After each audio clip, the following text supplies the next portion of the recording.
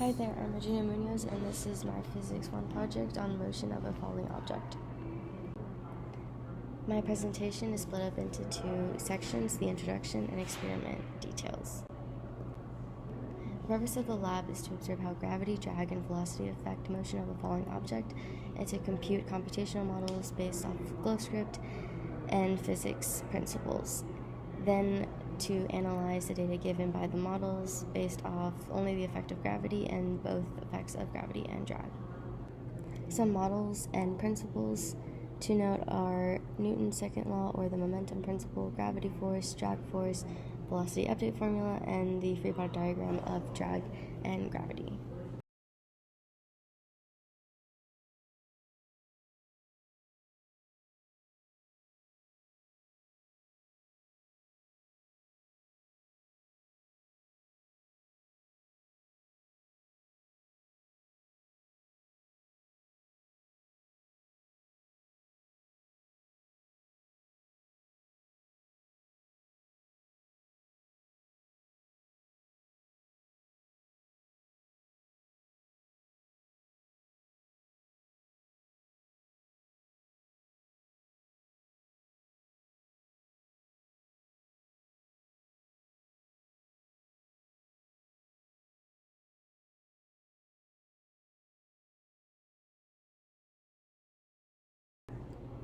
And here is my experiment.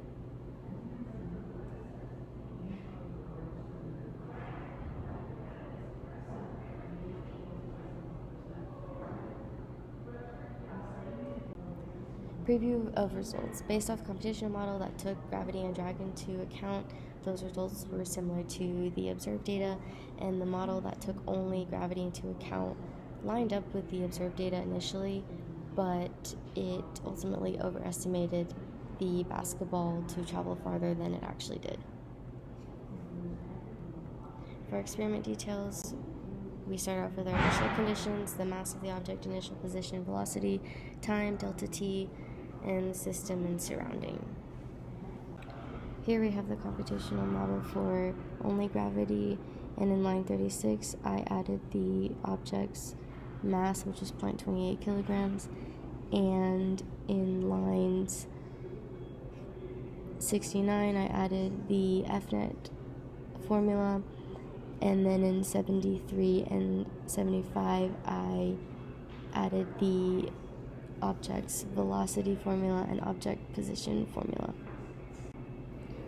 For the computational model with gravity and drag, the only difference here is the B constant, and that was 2.5, and I did that by looking at my observed data and trying to match up those points by trial and error. Here are my results for my observed data, and here are my results for observed and the computational models.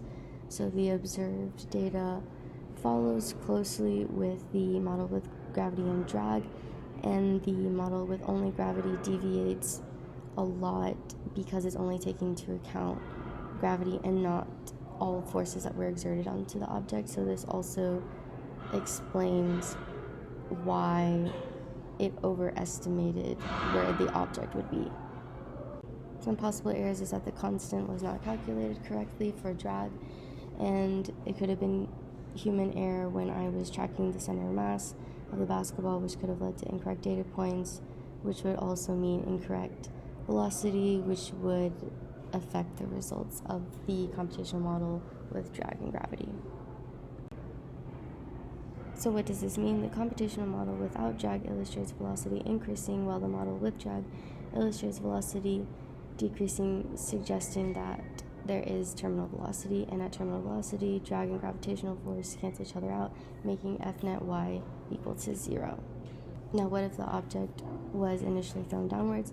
Terminal velocity would still be the same because it would only affect initial velocity, but the terminal velocity is actually subject to the object itself.